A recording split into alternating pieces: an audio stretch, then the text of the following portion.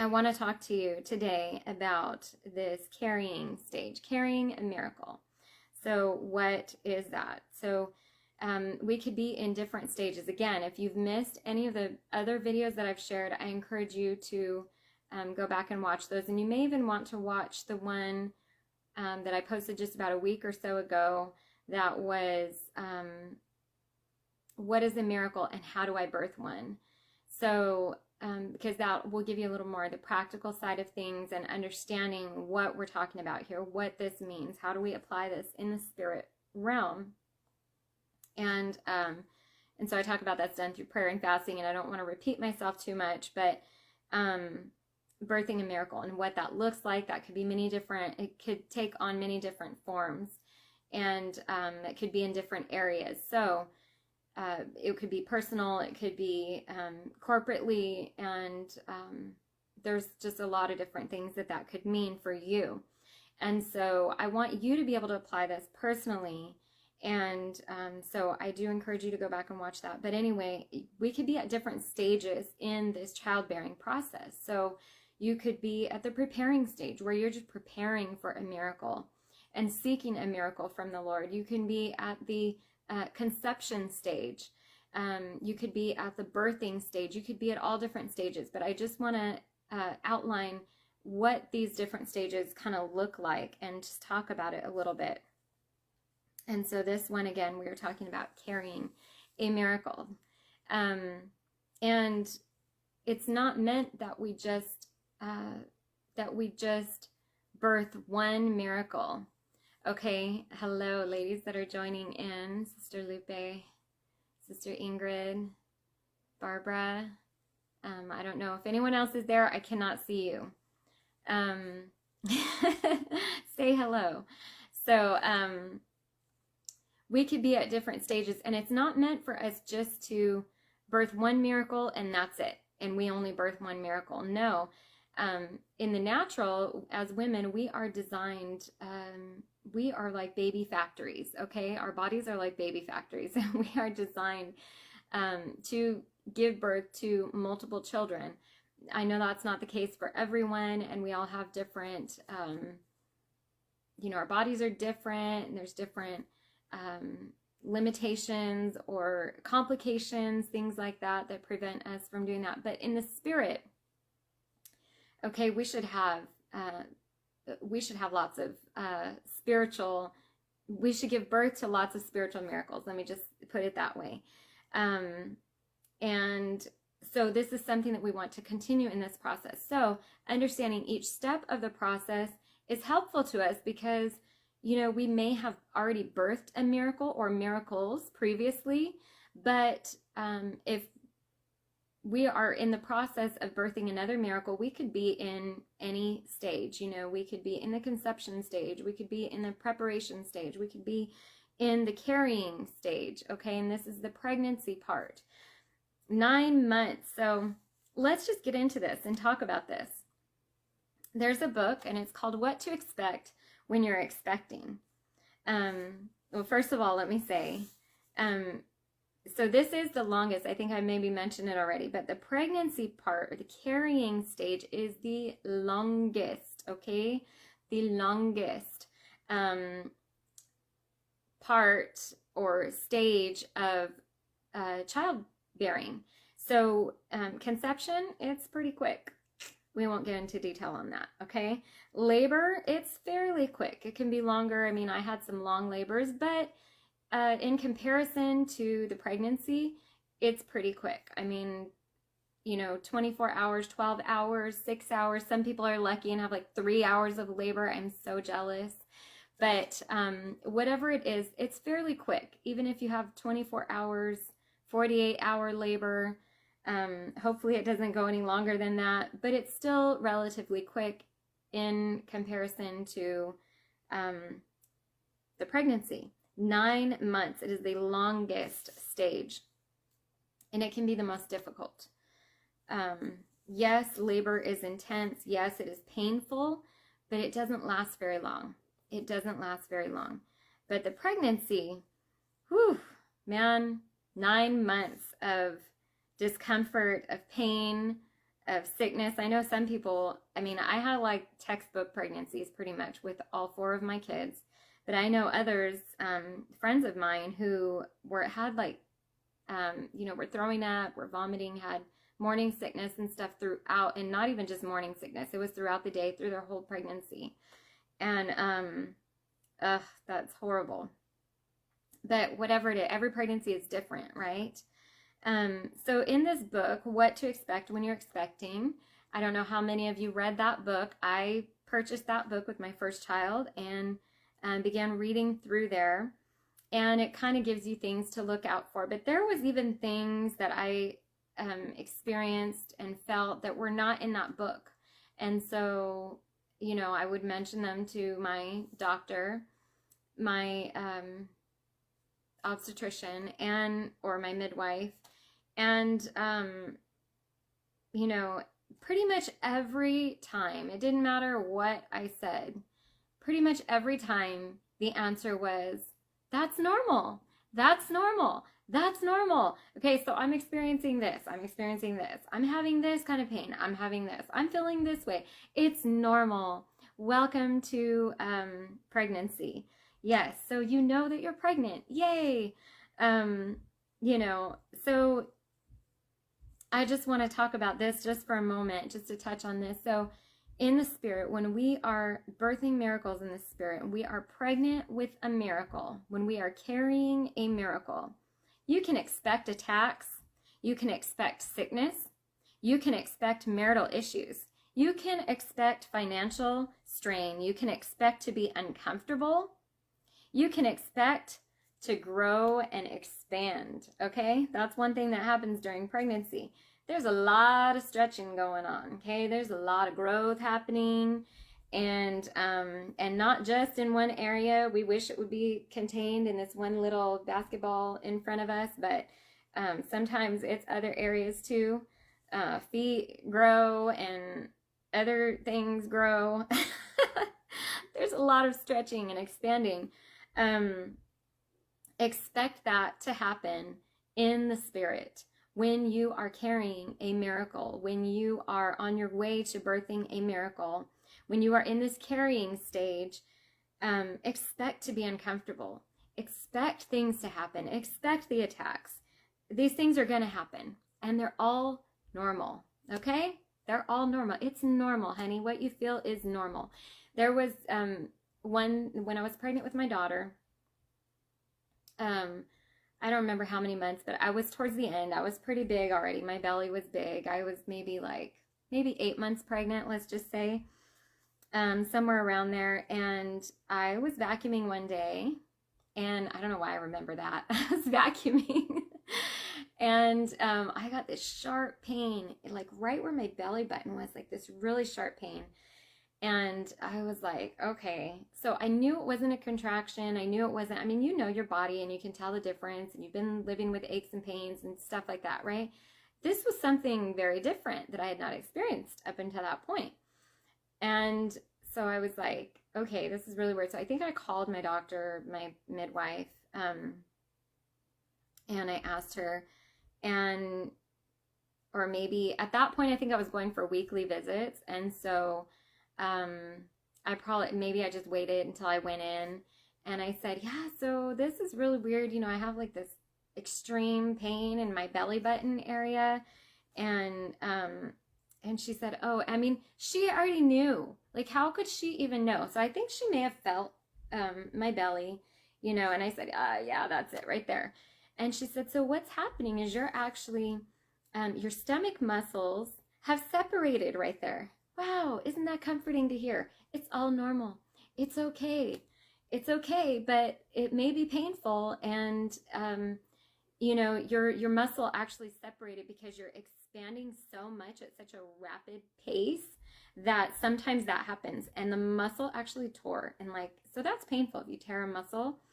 And she's like, oh, don't worry about it. It may be like that for a while. Eventually it'll heal, and blah, blah, blah, blah, blah. I'm like, okay. Thanks for that, but everything's normal. So I've got this little, the sun is shining through my blinds, this little spot on me. And I don't get a very big spotlight. See, that's my spotlight. Ta-da! I'm just joking around, being silly. I don't want to be in the spotlight. So, yeah, everything is normal. Okay, so expect all these things to happen. A lot of these things are going to happen. But it's all part of the process, and we must go through it. We must go through this carrying stage. We can't just fast forward to the end. We can't just go from point A to point C or point Z or whatever. You know, we can't just go from the beginning to the end. We can't just go from conception to delivery to birthing. It doesn't happen that way. There's a long process. There's a long process in between, and we have to go through that process. Okay, so another thing, I'm sorry, I'm telling you, my notes are so scattered. If you could see my paper, you would probably, some of you would have a heart attack, because you're so organized and everything. I love to be organized, I do, but as I explained, I did not have time to get this all, so it was like, there's just notes everywhere. I'm not going to show you, because I would be embarrassed. Okay, so, one thing, okay, so pregnancy, the carrying stage, is divided into 3 trimesters, right? We know this. The first trimester, the second trimester, the third trimester. The first trimester, there's a lot of excitement. And even though that's the time that you probably are experiencing, if you have a textbook pregnancy, what they call a textbook pregnancy, which mine pretty much was, for that first 3 months, you experience morning sickness, and you're running to the bathroom a lot because of the hormonal changes that are going on. It's not the pressure on your bladder at that point, because the baby is like so microscopic, but it's just the hormonal changes and everything. You go to the bathroom a lot, so there's things happening, right? You notice maybe some tenderness in certain areas, and I'm trying to be discreet, okay, even though we're all women. But there's a lot of excitement, and that excitement gets you through, I think, that first part, because you're so excited that there's a baby, you know, growing inside of you. That's exciting. And whether planned or unplanned, you know, I know that there's different situations and circumstances that maybe it not be so exciting, you know, or if you're not planning on having any more kids and you're like 40 years old and you get pregnant, you may be like, you know, what is happening? I wasn't expecting this, you know, but children are a blessing from the Lord. And so,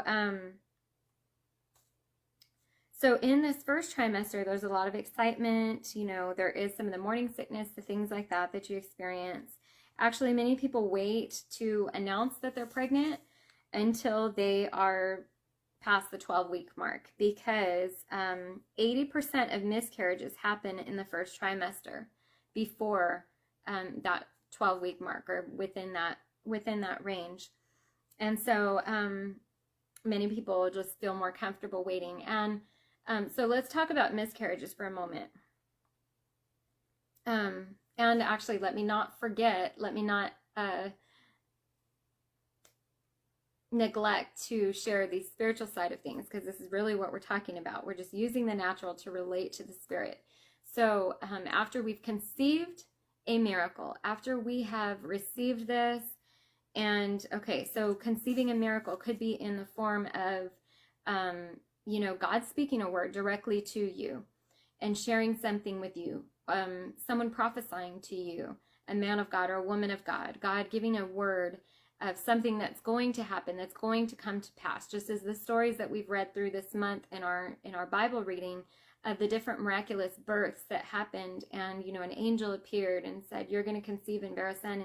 And some of these were just past the age of childbearing. You know, we have Abraham and Sarah, we have Elizabeth and Zacharias, and then we have Mary, who was a virgin. Like all these things that seemed impossible with man, and it seemed, you know, that couldn't happen. The angel appears and says, you're going to conceive, and it happened as the angel of the Lord said, or as the word of the Lord had gone forth. And so conceiving a miracle could be receiving that word of, this is going to happen in your life, or it may not even be, it may be bigger than just, you know, your personal life or ministry or your family or whatever, but maybe a larger scale thing.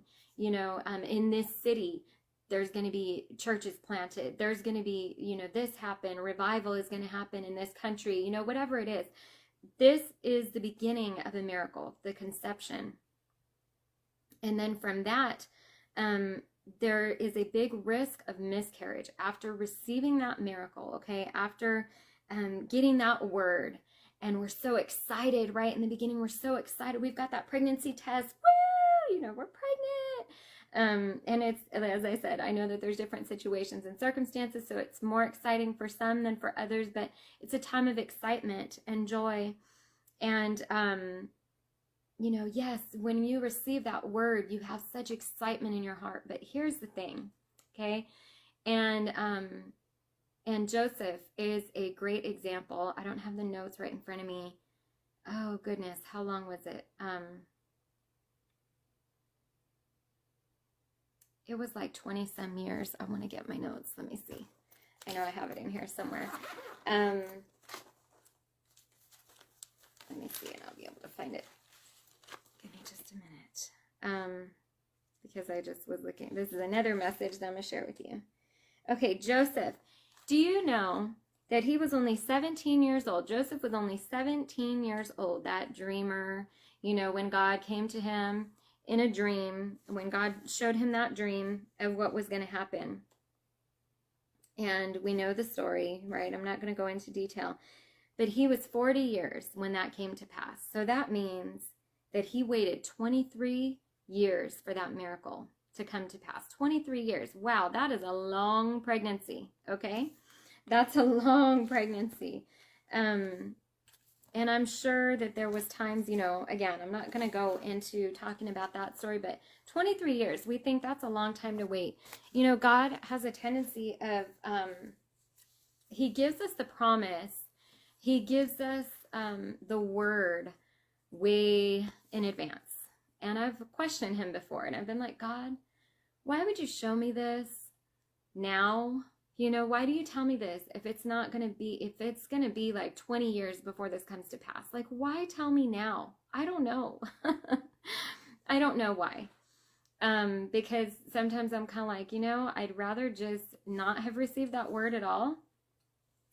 But I think part of it is to test our faith, is to see, how we will respond. Will we continue to believe in faith? So another thing about that first trimester is when you conceive that miracle in the very beginning, you may have some, your body may be giving you some signals.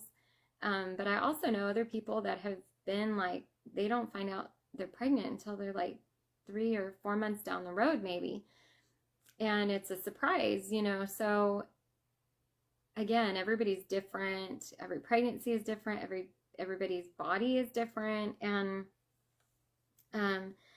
there's not a lot of confirmation. I mean, you take the pregnancy test, right? And that's pretty much all you have to go on. That's pretty much all you have to go on is that positive test saying that, yes, you're pregnant, okay? There's 2 lines versus 1 or whatever. I'm pregnant. Okay, this means I'm pregnant. Maybe you take a few pregnancy tests just to make sure that you go to the doctor and, they can do either the urine or the blood test to tell you if you're pregnant. But in that very first stage right after conception, they cannot yet detect a heartbeat.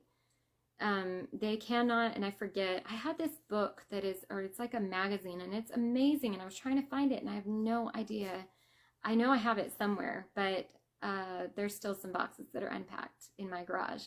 And I even went shuffling through them, and I could not find it, but it has so much detailed information, like week by week, what's happening in the pregnancy. I'm sure I could have just Googled it, but I love that book. I love having something physical to just like look at, flip through, And anyway, it tells you all that. So I don't remember what, I think is it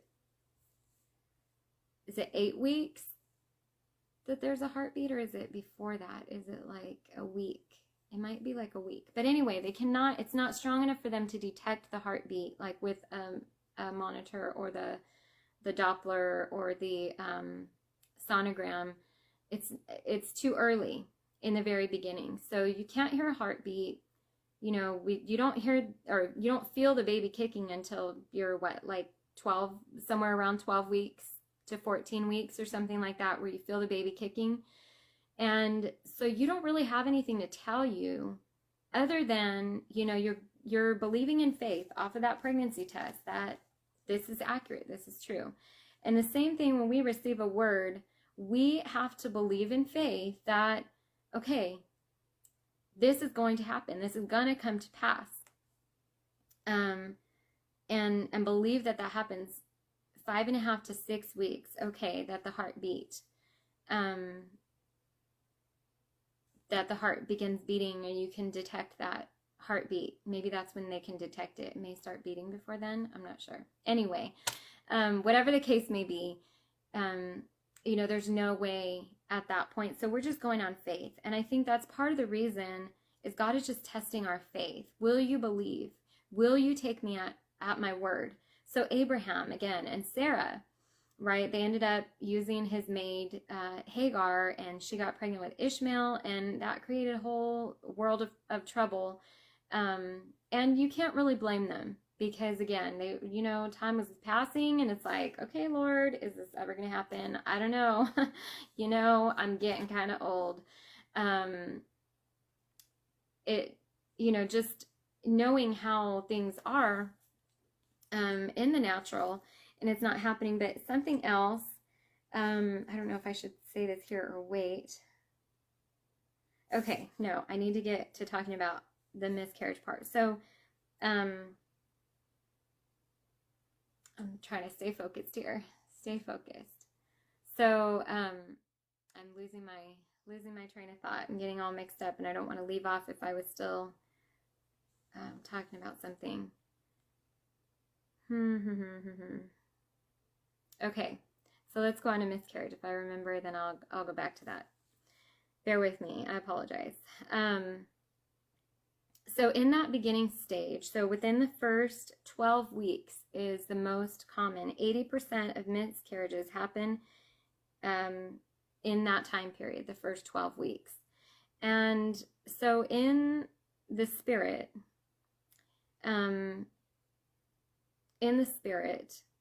the enemy is trying to come and, first of all, tell us you're not pregnant. This miracle is not going to happen. He tries to steal our miracle. And there's many different, there's different causes of miscarriage. Some of the most common are genetics, infections, problems with the uterus. So the environment, it's not able to sustain a life. There are clotting disorders and something, an issue with the blood, clotting, and the body can reject the baby. So here's one thing, is the body actually attacks itself. The body can attack itself. It doesn't recognize it as a baby, okay? And the body will actually attack itself and try to get rid of that baby, of that fetus, and reject it. And sometimes this is what happens. It could be that the body isn't ready or fit to carry a baby. So some of you already know where I'm going spiritually with this. Sometimes the body, sometimes the vessel, the body of Christ, the vessel, we are his vessels, are not ready to receive that miracle. And so the word is spoken, the word goes forth, and the enemy comes and wants to steal that, wants to take that away, take it out of our hearts so that it won't take root, so that it doesn't attach itself to the uterus and begins to grow, begins to develop inside. That is something that the enemy wants to rob us of. And another thing is abortion. Okay, another thing is abortion. This is another way that the enemy comes in, tries to snuff the life out before it has a chance to grow or be birthed. Many times what happens, we're in a powerful church service, we're at the altar, God, the word of God went forth and it was powerful. And then there's a word spoken to us. Or, again, in different ways. It could have been the preacher that was preaching. It could be someone that comes and is praying for us and being used through the gifts of the Holy Spirit. It could be that God speaks a word directly to us, and we hear and we know it's God. We know it's the voice of God saying, this is going to transpire. I'm going to do this. I'm going to birth this in you. Okay, different things. And God speaks that to us. But what happens? So we feel the presence of God. We know that it's God speaking. Next day, a couple days later, we start to question, was that really the voice of God? Was that really? Because I don't see how that can happen. I just don't see myself. I just don't see myself there as God showed me. He gave me this vision that I was going to be speaking to other women. Okay, I'm just using examples. I'm just giving examples. He gave me this vision that my backslidden children were going to come back, and it looks so impossible right now. Was that really the voice of God, or was that just me inside? Was that just me hoping for that? Was that just me desiring that? And we question. And see, that is something that we can reject that miracle at that stage, and we don't want to do that.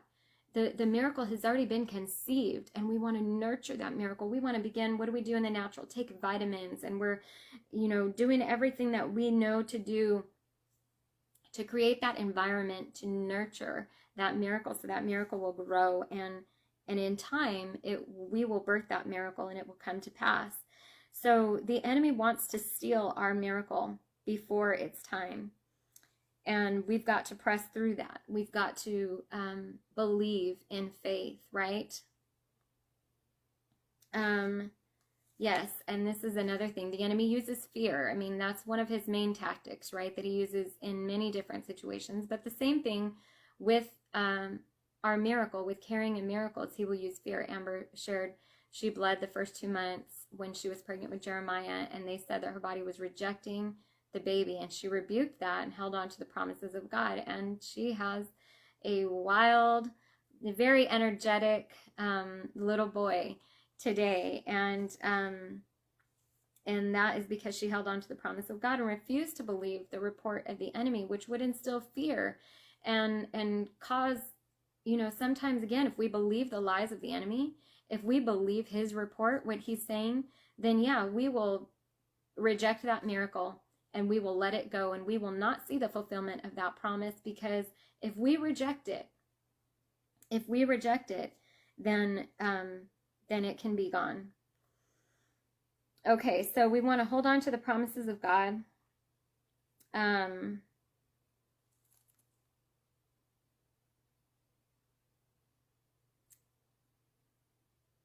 I'm not sure when to share this part of my notes, so I'll just go on. Okay. The second trimester is what they call the honeymoon stage. It is, for most people, again, for textbook pregnancies, it may not be the case for everyone, but this is kind of an easy stage, okay? That middle time of pregnancy, that middle 3 months, because you're not too uncomfortable yet. You're not real big. It's still exciting. You're starting to feel the baby kick, and you have that assurance that, okay, everything's good. And again, you're not real uncomfortable yet. You're past the morning sickness, hopefully. And so you're feeling better, and you're glowing, and it's just an exciting stage. One more thing that I wanted to say about the first trimester. So when you don't see a lot, yes, we've got to hold on in faith and believe that this miracle has taken root and is growing. But in that stage, you don't see a lot. You don't see a lot happening. So when you receive that word initially, when God speaks to you that word, you don't see a lot happening in the beginning, but there is a lot. In those first few weeks of pregnancy, there's so much happening in that little life, in that little fetus. There is so much going on. If you research it, there's just so much developing. I mean, it's growing at such a rapid pace, and there are just different limbs being formed, and lungs, and the heart, and the kidneys, and all these things. All of this is being formed, but you don't see anything. And that's the thing. That's where our faith has to be strong. That's where our faith has to kick in, because many times, and I feel this is hitting a vein in the spirit right now. This is hitting something, because many times, God gives us that word and we don't see a thing happening. We don't see a thing. We don't, our belly's not popping out yet, right? In the natural, when those first few weeks or whatever, even the first few months, nothing is really changing on the outside. You don't see anything changing on the outside, but there's a whole lot going on in there that we can't see. And God is working things behind the scenes. Roko yenda rakaye shoro koriaka. Hiela kaye roko riaki roko. Hienda rakaye rakiela yekia shoro koria. Hienda rahiera kaye roko. Yenda rakaye. Hieroko shiara kaye randa. Hiera kaye rondo roko shiara kaye randa. Hieroko riela karia rakaye shoro Raka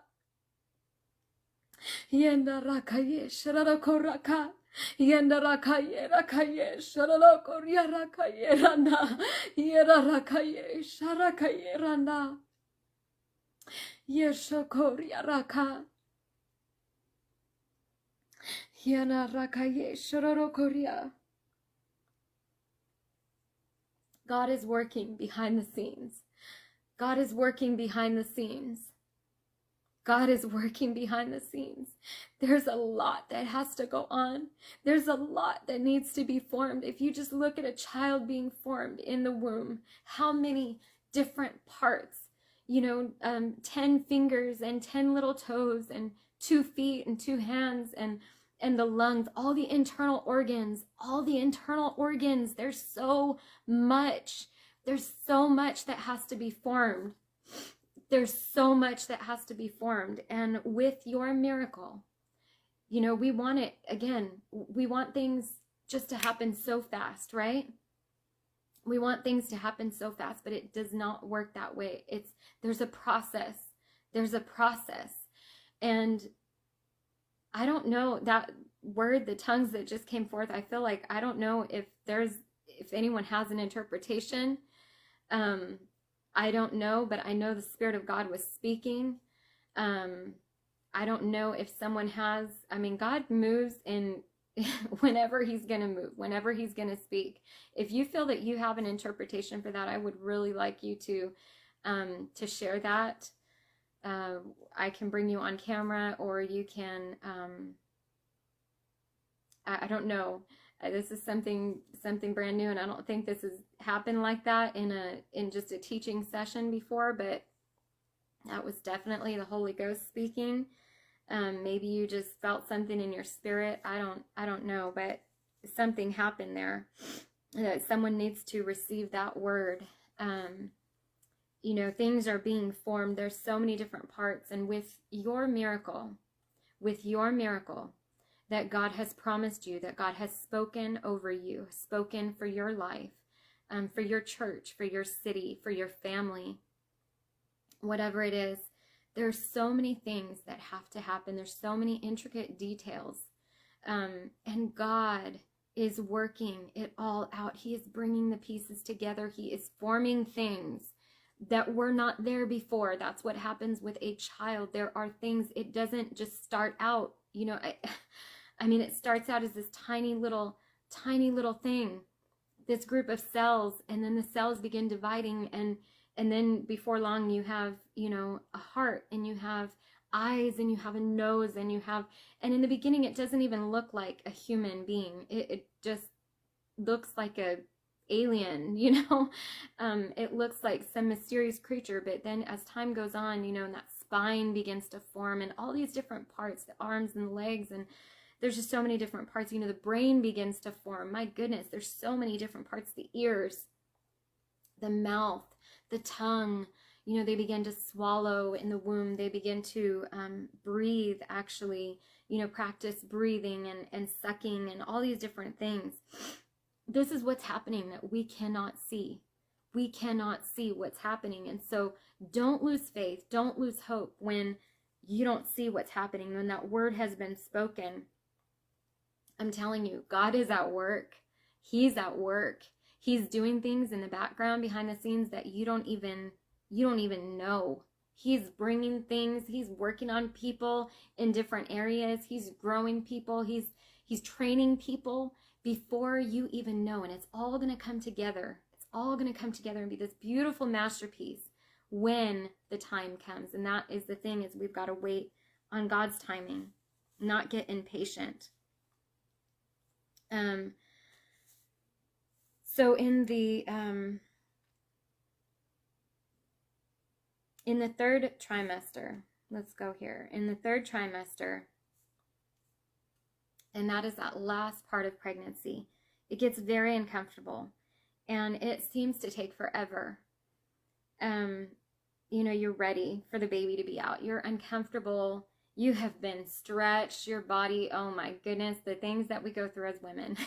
I'm telling you, you know, stretch marks, like maps and whatever else happens to us, you know, but it's all worth it. It's all worth it for that miracle to be birthed. The baby grows the most in the last month. So, it's gaining the most weight. It's now getting some fat on its bones, you know, and it's starting to get ready. There's a lot happening in that time, but we get very uncomfortable. That's the most uncomfortable time, is just like, okay, we feel pressure, and, you know, we're waddling like ducks, and we are just ready. But, and I mentioned this before, maybe in one of the prayer times or something, we don't want to go into labor prematurely. We don't want to have that baby prematurely. I don't know any mother that would say, you know, doctor, can you induce me now, you know, at 32 weeks or whatever, you know, can you induce me because I'm just tired of being pregnant. I want to get this baby out, you know. No good mother is going to do that. We may feel like that at times, like, get this baby out. But we would not do that because we know that the baby's not ready. It's not fully formed. It's not fully developed. It's not ready to breathe on its own. You know, and that last month is crucial for the baby to be fully developed. And so we want to wait for when the baby is ready. We want the baby to be ready. It is hard. It's hard to wait. And that last trimester, it seems to just drag by. It seems to move so slowly, just waiting for that day to come. But the thing is, it doesn't happen in our timing. It happens in His timing. So it doesn't happen when we're ready. You know, okay, I've got my hospital bag packed. I've got the baby's room ready. You know, I've done all of this. I'm ready. We're ready for baby. But baby's not ready yet. And one thing, and this is what I kept saying, I don't know if it's time to share, I don't know if I share it here or later, is that God's promises don't have an expiration date. God spoke this to me the other day. His promises do not have an expiration date. So for those of you that do couponing, or, you know, one of my children he's very big on expiration dates, you know, so anything in the fridge, you know, he'll look at it and say, Mom, this is expired, you know, whatever. And I'm like, it's fine. You know, I look at the date and I'm like, oh, it's fine. It depends on what it is, right? But God spoke this to me the other day, is that His promises don't have an expiration date. So we may think, you know, it's not a due date. Like, you know, we can't say, and sometimes we in our flesh want to say, we get impatient and we want to say, you know, we want to put a time limit on it, a time stamp, a due date. We want to give it an expiration and say, not an expiration, but a due date. And we want to say, and I've done this before.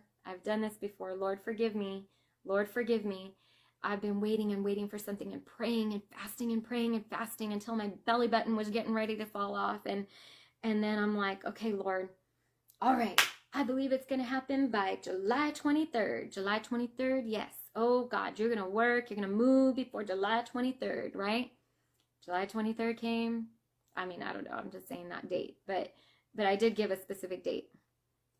I was like, oh, Lord, I'm believing that it's going to happen by this date. I'm believing it's going to happen by this date. But God never told me that that was the date that it was going to happen by. He never did. I just wanted it to happen so bad, and I was so full of faith, and and it's got to happen. Didn't happen. And so God's promises don't have an expiration date, and we can sometimes miss out on our promise because we get impatient and we say, well, I mean, what if Abraham and Sarah had done that? I mean, they kind of did. They had an Ishmael, but then they did have the promised son. They had Isaac. And we can sometimes say, okay, I've been waiting 15 years for this. Some of us, we've only been waiting a year. We've only been waiting 3 months, and we're already like done. We're already like, okay, this is not even going to happen. I don't even believe that. Probably wasn't even God. Probably wasn't God that spoke that. That person just, they weren't in tune with the Spirit when they spoke that word to me, because that wasn't God, because it would have happened already. It would have happened. We want to put an expiration date, but God's promises, they don't have an expiration date. We don't know when it's going to happen, but we have to believe in faith that if God said it, it's going to happen. Whether it's in my time, whether I live to see it, I believe that it's going to happen. I believe that it's going to happen. So, when I, with two of my different, all my pregnancies, so my firstborn, I was ready, but I was thinking I was going to go full term. I had had a textbook pregnancy. Everything was going great. I had no complications. I had no, nothing abnormal. And I was ready. But my son, my firstborn, came 2 weeks early, and I was like, whoa, like I thought at first, that I was, that it was just like practice contractions or labor or whatever. I mean, I knew that it was different, but I was like, wow, like 2 weeks before my due date. And, but he was ready. And so he came early. And sometimes, we're pleasantly surprised, and our miracle, our blessing comes early. Other times, they're late. They're running late. So with my, because that happened with my firstborn, with my daughter, I was ready. I was ready 2 weeks before my due date. I'm like, I'm ready. Let's do this. All right, you can come now, baby. You can come, little girl. And that little girl did not want to come out. And, so it was 2 weeks before, and that 2 weeks to my due date drug by. It was so slow, and I was so big with her. I was huge, and everybody was like, oh, you're still pregnant? I would go to church. Like, I almost got to where I didn't want to go to church and see people, because I knew I was going to hear the same stuff over again. Like, I'm already tired of being pregnant. I'm huge. I know it. I'm uncomfortable. And then everyone that I ran into was like, aren't you going to have that baby yet? Oh, you look like you're ready to pop. I'm like, yes, thank you very much. Thank you. I'm aware of that. All the comments that you get when you get the same stuff over and over, and you're like, oh, Lord Jesus, help me, not to strangle this person. But, you get to that stage, and that last 2 weeks, oh my goodness, it went by so slow. Time was just dragging by, and every day I woke up and I'm like, I'm still pregnant. I'm still pregnant. And sometimes we're like that, waiting on God, waiting for our miracle. Like, oh, still hasn't happened yet, and I'm believing for it to happen this day. Today's going to be the day. I even went out walking, and my best friend at the time, she took pictures of me. We have pictures for proof. I was so big. I was swollen. And they had this great idea. Let's go to Mount Lemon. I think that's where we went, Mount Lemon. And let's go hiking, let's go, not hiking, but let's go, walking. And, walking is good, and it'll put you right into labor. And we went on our walk, everything. No, I was walking like every day, and nothing was happening. That little girl was not budging.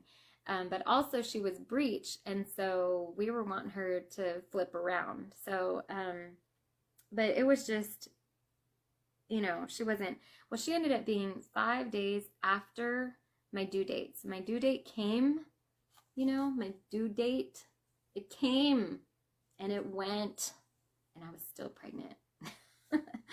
So that's what happens sometimes with us, is we put that time limit on God. We put a time stamp. We give him a due date, an expiration date. And then that comes and that goes. Or maybe we're believing this is going to be the service.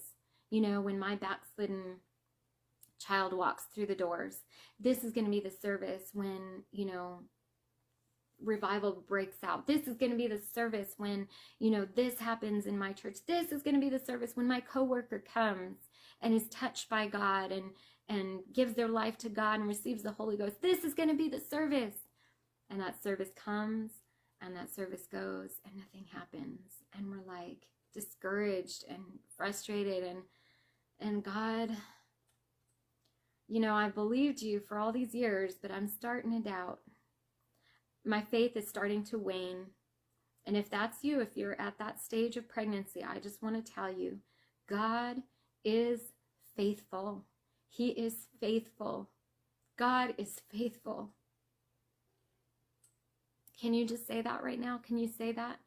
Say, God is faithful. Say, God, I know that you're faithful. I know that you've not forgotten about me. I know that you spoke. I know the word that you spoke, and I'm holding on to your promise. I'm holding on and believing, because it's going to come when that miracle is ready, when that miracle is fully developed. And let me tell you, my daughter came out. She was 8 pounds, 1 ounce. That's kind of a big baby for a little thing like me. I'm very petite. I was even more, I was like a little thing back then. I mean, I wasn't when I was pregnant. I was really big with her. But before that, I was tiny. And 8 pounds, 1 ounce. She came out, and I was like, girl, you was ready. You was ready 5 days ago. You could have come out, You could have come out. She's like, ain't gonna make me come out till I'm good and ready.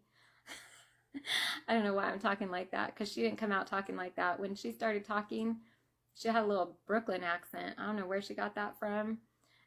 My mom was born in New York, and her mom was from New York, and so somehow it got passed down. My mom doesn't talk with an accent though, and but yeah, she used to talk like this, like, Mom, let's go get in the car. No, not that bad, but she had an accent, really funny, but she didn't talk like country bumpkin. But I'm just being silly, giving you some humor for your day here, to break it up. But hold on to the promises of God. Hold on to the promises of God. He is faithful. I know that this stage, the carrying stage, is long, and it can be hard sometimes to endure, but we've got to hold on. We've got to believe, and our faith is going to be tested. Our faith is going to be tried, but believe the promises of God. Wait on the Lord. Wait on the Lord. That is hard to do sometimes. It's easier said than done. I know. I'm waiting for a miracle. I'm waiting for a miracle right now, but I'm believing the promise of God that when it is his timing, it's going to happen. When it's his timing, it's going to happen. So I hope this has encouraged you and made you laugh a little bit, and spoken to your spirit. The Lord is faithful, and he is good, and that which he's promised, he will perform. He will do what he said he would do. So if you have a promise, if you have a miracle that you're waiting for, hold on. Don't give up, but continue to believe in faith, act in faith. That is important, is putting our faith into action and believe the promise.